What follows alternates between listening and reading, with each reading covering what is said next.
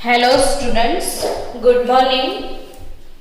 આપણે ગયા લેક્ચરમાં આલ્કોહોલના OH બંધ તૂટવાની પ્રક્રિયા શીખી રહ્યા હતા ને આલ્કોહોલનો OH બંધ તૂટવાની પ્રક્રિયામાં કુલ તમે ભણ્યા આલ્કોહોલની એસિડિકતા એટલે કે આલ્કોહોલની ધાતુ સાથે પ્રક્રિયા અને બીજું આલ્કોહોલનું એસ્ટરીકરણ એટલે કાર્બોક્સિલિક એસિડ, એસિડ ક્લોરાઇડ અને એસિડ એનહાઇડ્રાઇડ સાથે કાર્બોક્સિલિક એસિડ કેવી રીતે બને એ શીખી લીધું આપણે ગઈકાલે.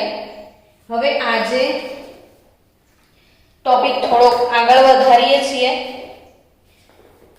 એક અગત્યની વસ્તુ જે છે એ શીખવાડી દઉં પહેલા ને પછી આપણે CO બંધ તૂટવાની પ્રક્રિયા શરૂ કરશું. બેન્ઝીન રિંગ છે, આને બેન્ઝીન કહેવાય એ બધા જ સ્ટુડન્ટને ખબર છે.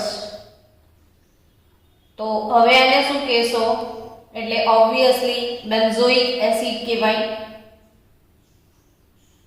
અહીં આગળ જો હું OH લગાવી દઉં તો શું કહેશો તો કે આ 1 નંબર, આ 2 નંબર, 2 નંબર પર હાઇડ્રોક્સી છે તો 2 હાઇડ્રોક્સી બેન્ઝોઇક એસિડ છે અને આ 2 હાઇડ્રોક્સી બેન્ઝોઇક એસિડ એની પ્રક્રિયા ઇથેનોઇક એનહાઇડ્રાઇડ સાથે કરવામાં આવે. ઇથેનોઇક એનહાઇડ્રાઇડ એટલે CH3CO. કાલે આપણે ડિટેલમાં આ બધા નામકરણ પણ શીખ્યા. તો CH3CO twice O, ethanoic anhydride તો CH3 C double bond O C double bond O CH3. આને મેં એનલાર્જ કર્યું છે તો CH3CO CH3CO ટ્વાઇસ બે વખત છે ને O. તો આ બે વખત હોય તો સમિત કહેવાય. બંને બાજુ સરખું સરખું જ. અને સમિત હોય તો ખાલી એક જ બાજુના કાર્બનને તમે ગણીને નામ આપો છો. બે કાર્બન છે એટલે ઇથેન, ઓઇક હાઇડ્રાઇડ છે એટલે ઇથેનોઇક એનહાઇડ્રાઇડ. હવે આ જે 2 હાઇડ્રોક્સી બેન્ઝોઇક એસિડ છે એના માટે યાદ રાખજો એને સેલિસિલિક એસિડ કહેવામાં આવે છે. સેલિસિલિક એસિડ આ એસિડ છે એનું સામાન્ય નામ શું છે? સેલિસિલિક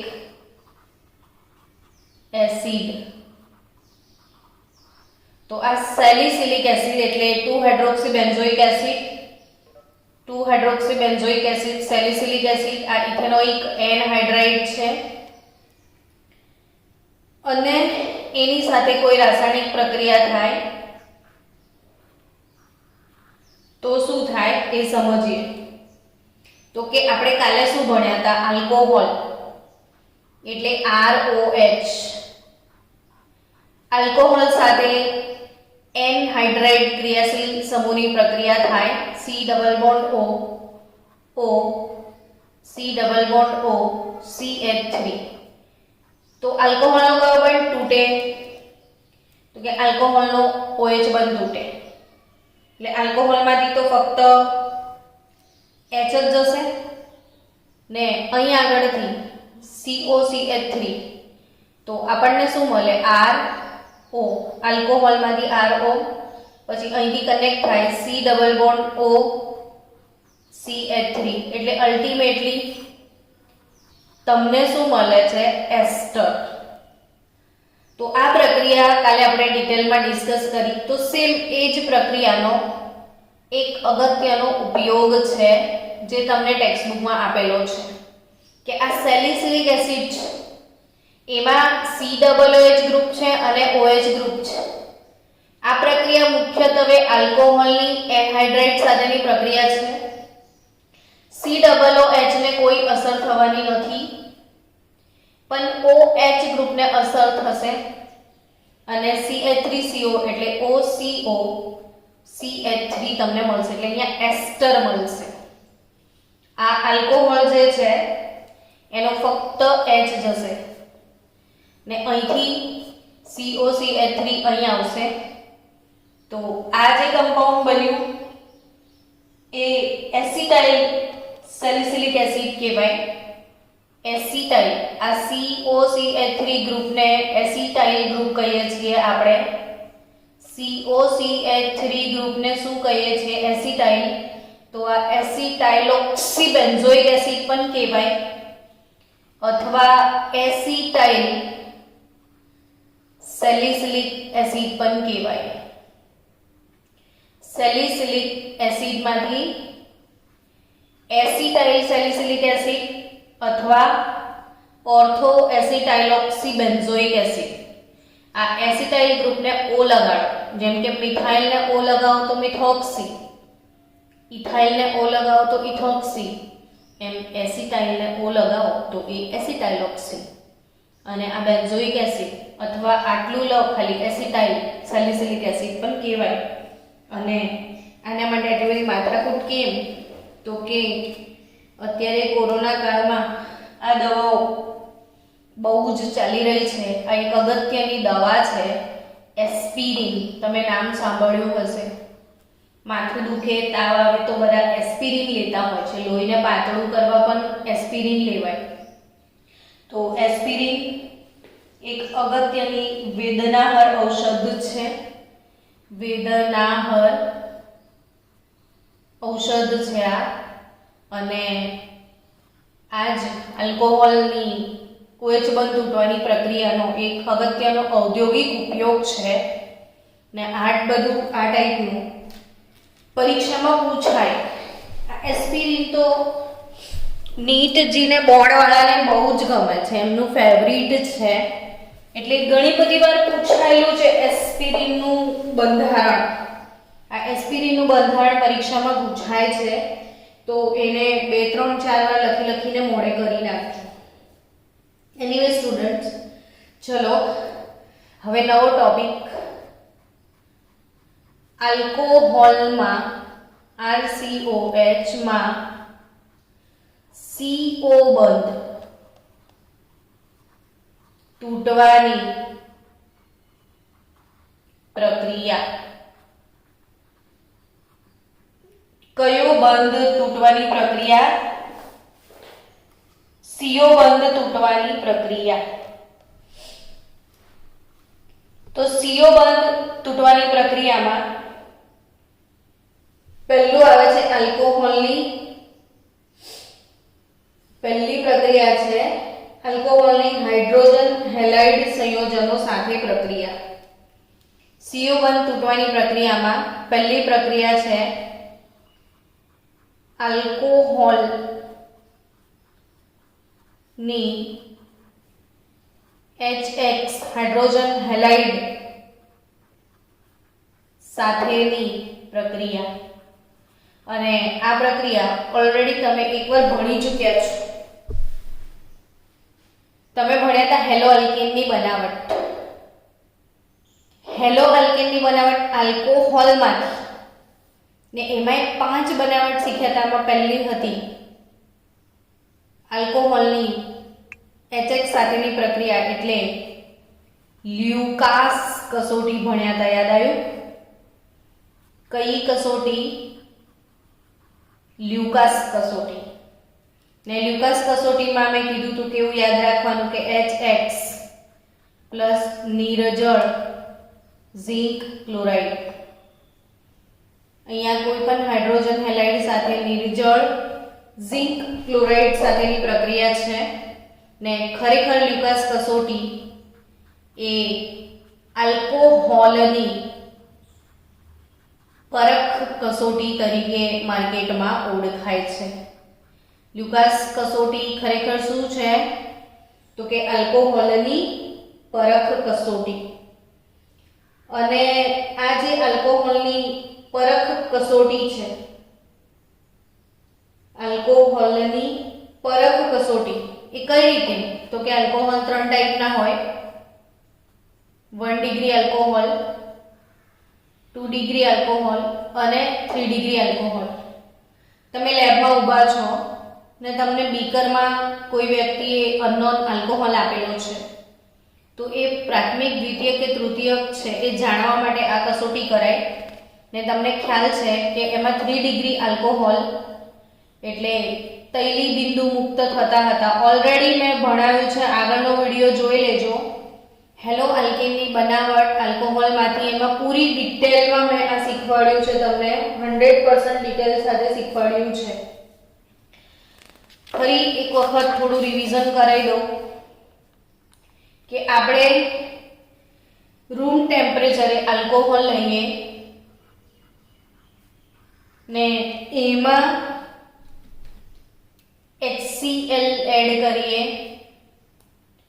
ઉદ્દીપક, નીરજળ, ઝિંક ક્લોરાઇડ. રૂમ તાપમાને આલ્કોહોલમાં HCl નાખી દો, થોડું નિર્જળ ઝિંક ક્લોરાઇડ નાખી દો, તો આલ્કોહોલ જે છે એનો OH જતો રહેશે અને આ Cl ત્યાં આવી જશે. હેલો આલ્કેન તમને મળશે ને આ H અને આ OH, H અને OH ભેગા થઈને પાણી બનશે. તો HOH પાણી ને OH નું વિસ્થાપન કોના વડે થશે? Cl વડે. તો એ છે આલ્કોહોલ. તો આલ્કોહોલમાંથી હેલો આલ્કેન બનશે. હવે આ પ્રક્રિયા લ્યુકાસ કસોટીમાં, લ્યુકાસ પ્રક્રિયક કોણ? તો કે સાંદ્ર HCl અને નિર્જળ ઝિંક ક્લોરાઇડ. સાંદ્ર HCl અને નિર્જળ ઝિંક ક્લોરાઇડ લ્યુકાસ પ્રક્રિયક તરીકે ઓળખાય છે. આલ્કોહોલમાં તમે આ લ્યુકાસ પ્રક્રિયક HCl અને નિર્જળ ઝિંક ક્લોરાઇડ નાખી દો તો યાદ રાખો કે તરત જ ફાસ્ટ રિસ્પોન્સ તમને મળે, ફટાફટ પ્રક્રિયા થાય અને મિશ્રણ પર તૈલી બિંદુઓ, તેલ તેલ તેલ છૂટું પડી જાય તો બહુ બધું તૈલી બિંદુઓ મુક્ત થાય. તૈલી બિંદુઓ મુક્ત થાય તો એ 3 ડિગ્રી આલ્કોહોલ 5 મિનિટ એટલે કે આમ 5 મિનિટ એવું ના કહીએ, બટ થોડી વાર રાહ જોયા પછી મિશ્રણ તૈલી ના થાય પણ મિશ્રણ થોડું દૂધિયું બને, ટર્બિડ બને તો 2 ડિગ્રી આલ્કોહોલ ને કશું જ ના થાય, મિશ્રણ ચોખ્ખું જ રહે, કશું જ ના થાય તો 1 ડિગ્રી આલ્કોહોલ. ટૂંકમાં તમને એટલી તો સમજ પડી ગઈ કે આમાં સૌથી વધારે ફાસ્ટ રિસ્પોન્સ કોનો છે? 3 ડિગ્રી આલ્કોહોલ. કારણ શું? તો કે જો સમજો કે આ આલ્કોહોલ છે,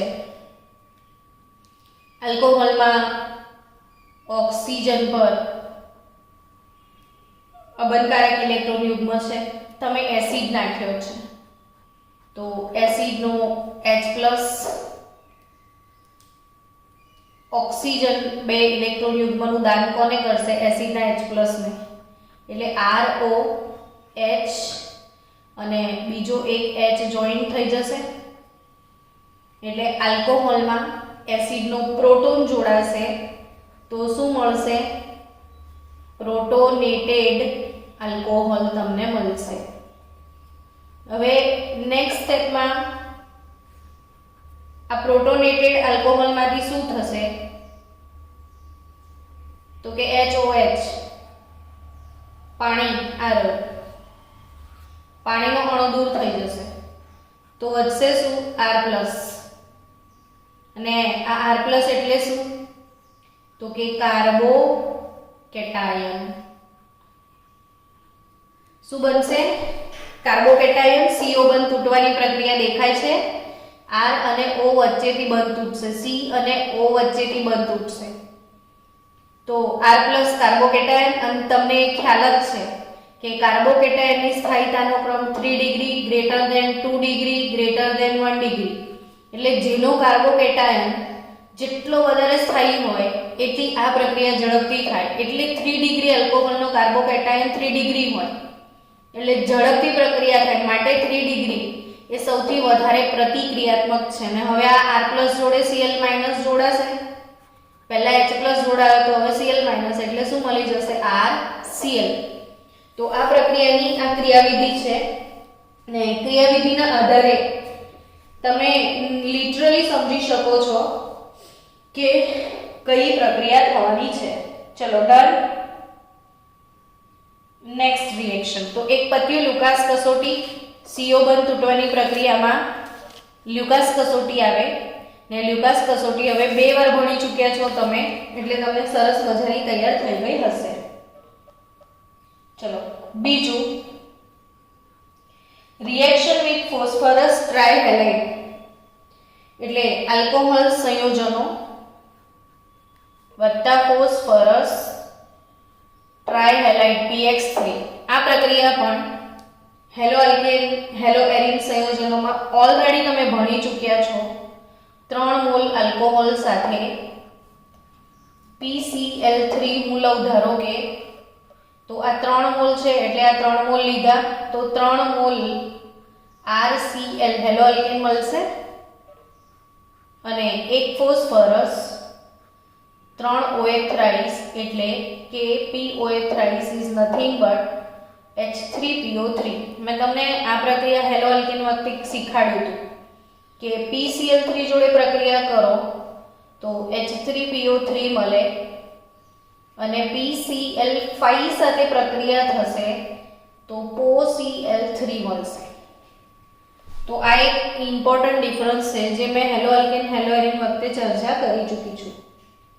તો હવે ધ્યાન રાખજો બાળકો, 2-3 ઉદાહરણ લઈ લઈએ એટલે પ્રેક્ટિસ થઈ જાય તમારી. કે CH3 CH2OH ethanol methanol propanol. 3 ઉદાહરણ લઈએ. ચલો આની પ્રક્રિયા PBr3 સાથે લઈએ. 3 Br છે એટલે 3 મોલ આલ્કોહોલ લેવો પડશે તો 3CH3CH2Br મળી જશે. ઇથેનોલ માંથી બ્રોમો ઇથેન અને H3PO3. એ 3 મોલ મિથેનોલની પ્રક્રિયા PCl3 સાથે પ્રક્રિયા તમે પૂર્ણ કરો ને 3 મોલ પ્રોપેનોલ અગેન PBr3 સાથે, તો આ પ્રક્રિયા પણ પૂર્ણ કરો. એટલે આપણી બીજી પ્રક્રિયા પણ રિવિઝન જ છે. તો એ સમજો કે રિવિઝન કેવી રીતે થશે. સમજી રહ્યા છો બધું? ઓલ ઇઝ વેલ ના? Okay, wait for 1 minute. Next, આલ્કોહોલનું નિર્જલીકરણ શીખવા જઈ રહ્યા છો હવે તમે. ત્રીજી પ્રક્રિયા કઈ છે? આલ્કોહોલ નું નિર્જલીકરણ. શબ્દ સાંભળતા જ મનમાં વિચાર આવી જાય કે નિર્જલીકરણ એટલે શું? તો કે નિર્જલીકરણનો મતલબ થાય જળ દૂર થવું. ને જળ દૂર થાય એટલે આ પ્રક્રિયા ખાસ યાદ રાખજો કે આ બીટા વિલોપન પ્રક્રિયા છે. બીટા વિલોપન પ્રક્રિયા છે. આલ્કોહોલનું નિર્જલીકરણ કઈ પ્રક્રિયા છે? બીટા વિલોપન. કોની હાજરીમાં થાય છે? તો એ એવા પદાર્થો લેવા પડે જે જળને ફટાફટ શોષી જાય. નિર્જલીકરણ એટલે શું? તો કે જે પદાર્થો જળને શોષી લે, તો એ બીજાનું જળ શોષી લે, આલ્કોહોલનું જળ શોષી લે તો આલ્કોહોલનું નિર્જલીકરણ ફાસ્ટ થાય. અને પાણી શોષવાનો જબરજસ્ત ગુણધર્મ એસિડમાં હોય એટલે અહીંયા સાંદ્ર સલ્ફ્યુરિક એસિડ અથવા એવો જ પ્રબળ ફોસ્ફોરિક એસિડ H3PO4 લઈ શકાય. તો આ H+ ધરાવતા એસિડ છે જેમાં H+ એટલે પ્રોટોન હોય એને પ્રોટિક એસિડ કહેવાય. જેમાં H+ એટલે પ્રોટોન હાજર હોય કેવો એસિડ કહેવાય? Protic acid. અથવા જો આ નિર્જલીકરણ ના વાપરવા હોય તો નિર્જળ ઝિંક ક્લોરાઇડ તમે લો. નિર્જળ પોતે નિર્જળ છે એટલે બીજાનું જળ શોષવાનો ટ્રાય કરે, કે પછી બીજાનું જળ શોષવાનો ટ્રાય કરે એવો ઉદ્દીપક છે એલ્યુમિના. Al2O3 પણ જળ શોષી લે. ટૂંકમાં એવા પદાર્થો લેવાના છે કે જે બીજાનું જળ શોષે તો સામેવાળો નિર્જળ થાય. તો પ્રબળ પાણી શોષવાનો ગુણધર્મ આ લોકોમાં છે. એટલે આ બધા જે પદાર્થો મેં લખ્યા છે એ નિર્જલીકરણ કરતા કહેવાય. અને અહીંથી બોર્ડમાં પ્રશ્ન પૂછાયો. 4 ઓપ્શન આપ્યા હતા. નીચેના પૈકી કયો પદાર્થ નિર્જલીકરણ કરતા તરીકે ઓળખાય છે? આવો પ્રશ્ન પૂછાવેલો છે. એટલે નિર્જલીકરણ કરતા એ હોય કે જે બીજાનું જળ શોષી જાય. તો એ એસિડ હોય. સાંદ્ર સલ્ફ્યુરિક એસિડ નિર્જલીકરણ કરતા કહી શકાય. H3PO4 એસિડ, પછી ઝિંક ક્લોરાઇડ નિર્જળ, અને એલ્યુમિના આ બધા નિર્જલીકરણ કરતા જ. હવે આમાં રિયલમાં પ્રોસેસ શું થશે? તો કે આ ખરેખર તો બીટા વિલોપન પ્રક્રિયા છે. હેલો એલ્કેન, હેલો એરિનમાં આપણે બીટા વિલોપન પ્રક્રિયા ઝેટસેવ નો નિયમ ભણ્યા હતા. તો એ જ અહીંયા અપ્લાય કરવાનો છે. બીટા વિલોપન શબ્દ આવે એટલે ખબર પડી જાય કે આલ્ફા OH જે કાર્બન સાથે જોડાયો છે એ આલ્ફા કાર્બન, એની બાજુવાળો beta carbon, OH connecting carbon alpha carbon, એની બાજુવાળો બીટા કાર્બન ને એના પર H. તો આ કાર્બન પર H ને બીજા કાર્બન પર OH. તો H+ એસિડ તમે અહીંયા મૂકો છો, નિર્જલીકરણ કરતા સાથે ગરમ કરો છો તો આલ્ફા થી OH ને બીટા થી H દૂર થશે ને પાણી દૂર થશે. તો આ બંધ ગયો, આ બંધ ગયો, તો અહીં નવો બંધ બની જશે. તો નિપજ તરીકે શું મળશે? તો કે આલ્કોહોલનું નિર્જલીકરણ થાય તો નિપજ તમને આલ્કીન આવશે. એમ પણ હંમેશા બીટા વિલોપન પ્રક્રિયામાં કશુંક વિલોપ થાય તો આલ્કીન જ આવે છે. તો આલ્કીન એઝ અ નિપજ તમને મળશે.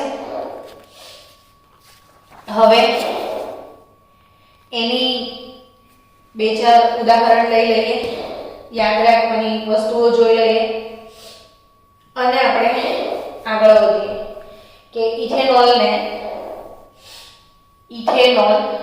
એને સાંદ્ર સલ્ફ્યુરિક એસિડ સાથે ગરમ કરીએ. Ethanol CH3CH2OH. ઇથેનોલને સાંદ્ર સલ્ફ્યુરિક એસિડ સાથે 443 કેલ્વિન તાપમાને જો તમે ગરમ કરશો તો વિલોપન પ્રક્રિયા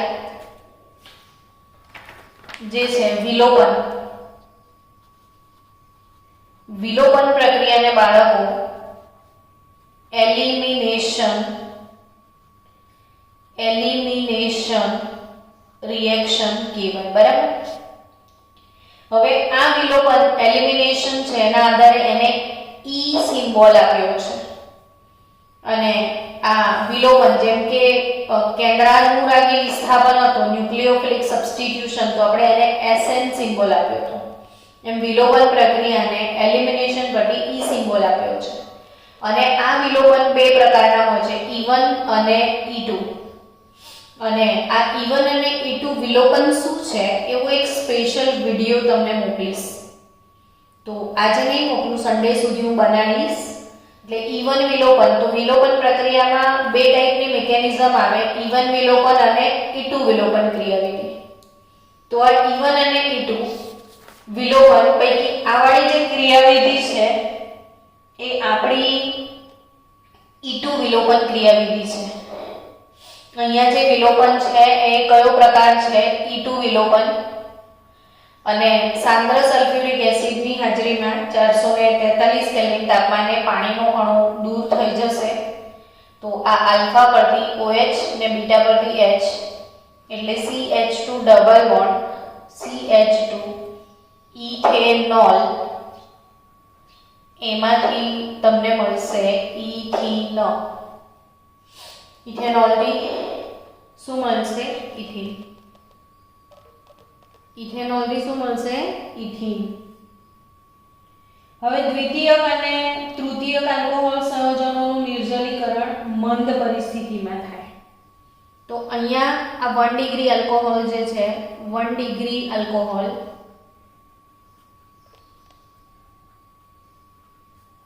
એનું નિર્જલીકરણ થતા થોડી વાર લાગે. કેમ? તો કે આ CO બંધ તૂટવાની પ્રક્રિયા છે. CO બંધ તૂટે તો કાર્બોકેટાયન બનશે. હું હમણાં એની બીટા વિલોપન ક્રિયાવિધિ જે E2 વિલોપન છે હું હમણાં સમજાવીશ આમાં તમને. પણ અહીંયા જે ક્રમ છે લ્યુકાસ કસોટી જેવો સેમ કે ભાઈ 3 degree alcohol greater than 2 degree alcohol greater than 1 degree alcohol. એટલે અહીંયા પ્રશ્ન પૂછાશે કે નિર્જલીકરણ પ્રક્રિયા કયા આલ્કોહોલ સાથે ઝડપથી થાય? તો આપણે યાદ રાખવાનું કે તૃતીયક આલ્કોહોલ સાથે ઝડપથી થાય છે. ને પ્રાથમિક આલ્કોહોલ સાથે જો કેટલું ઊંચું તાપમાન આપવું પડ્યું, સાંદ્ર એસિડ લેવો પડ્યો, 443 કેલ્વિન તાપમાન રાખ્યું તો નિર્જલીકરણ થાય. જ્યારે એ દ્વિતીયક આલ્કોહોલ હોય તો થોડું ફાસ્ટ થઈ જાય, મંદ પરિસ્થિતિ હોય તો એ થઈ જાય. તૃતીયક આલ્કોહોલ તો ફટાફટ નિર્જલીકરણ આપશે. એટલે આ પ્રક્રિયા થવાની સરળતાનો ક્રમ આવો છે. ને આવો ક્રમ ત્યારે જ હોય જો એમાં કાર્બોકેટાયન બનતો હોય. તો આ જે સરળતાનો ક્રમ છે એને સમજીએ. ધારો કે હું અત્યારે હવે દ્વિતીયક આલ્કોહોલ લઉં, CH3CH OH CH3. મનમાં નામ વિચારી લો કે આનું નામ શું હશે? તો કે 1 2 3 પ્રોપેન 2 ઓલ.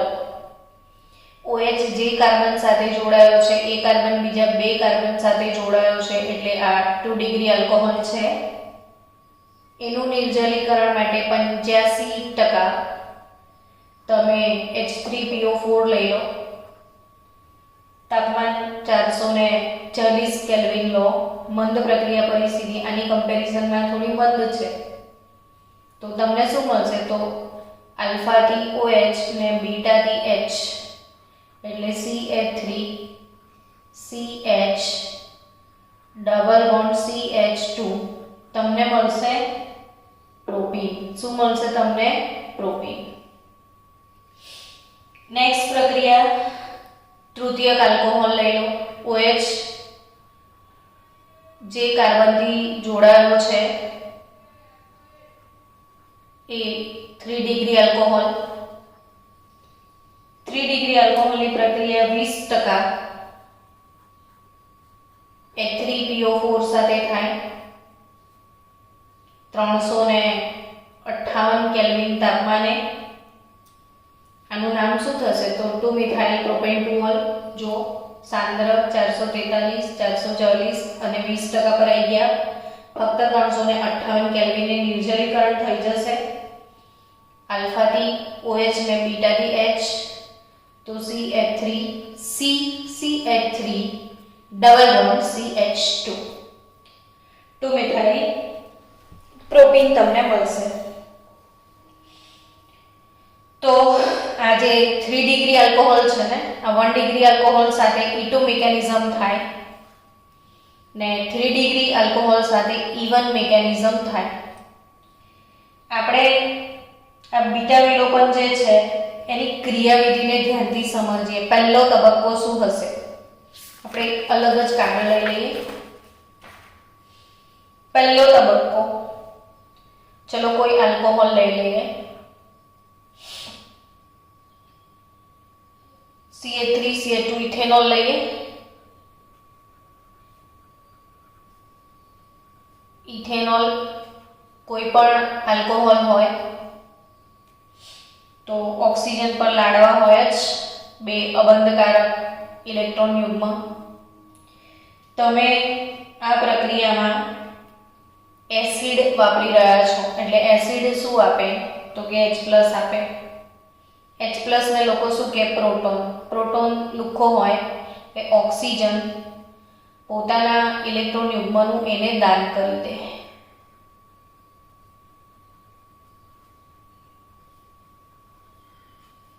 ઓક્સિજન જોડે બીજો હાઇડ્રોજન આવી જાય, એને દાન કર્યું છે એટલે એના પર ધન વીજભાર. હવે એક જ ચોટલી રહેશે. કેમ એક ચોટલી રહી? તો કે એક ચોટલીનું અહીંયા દાન થયું. દાન થયું છે એટલે એના પર ધન વીજભાર. આ આલ્કોહોલની અંદર પ્રોટોન ઉમેરાયો એટલે એને પ્રોટોનેટેડ આલ્કોહોલ કહેવાય. પ્રોટોનેટેડ આલ્કોહોલ એવું કહેવાય. તો નેક્સ્ટ સ્ટેપમાં શું થશે તો કે અહીંથી જોઈને ખબર પડે કે પાણી નીકળી જશે અને આ ઇલેક્ટ્રોન યુગ્મ ઓક્સિજન લઈ જાય એટલે CH3, હું આ ભેગું લખી દઉં છું, CH3 CH2 ને એના પર ધન વીજભાર શું બનશે? કાર્બોકેટાયન બનશે. શું બનશે? કાર્બોકેટાયન. આપણો પહેલો તબક્કો શું હતો? આ કે પ્રોટોનિત થવાનું, પ્રોટોનીકરણ આલ્કોહોલનું. આલ્કોહોલમાં પ્રોટોન ઉમેરાયો, પ્રોટોનેટેડ આલ્કોહોલ મળ્યો. બીજા તબક્કામાં શું થયું તો કે પાણી દૂર થઈને કાર્બોકેટાયન બને છે. બીજા તબક્કામાં પાણી દૂર થયું ને શું બન્યું? કાર્બોકેટાયન. હવે ત્રીજો તબક્કો શું તો કે એ જે કાર્બોકેટાયન છે એમાંથી હજી એક પ્રોટોનનું અલોપ થવાની ઘટના. એટલે સમજો કે આ જે કાર્બોકેટાયન બન્યો CH પેન નહીં દેખાય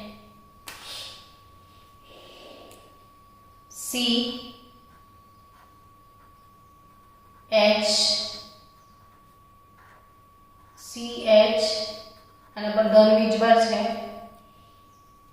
આ આલ્ફા કાર્બન હતો જેનાથી OH ગયો, બીટા કાર્બનથી H જવાનો છે.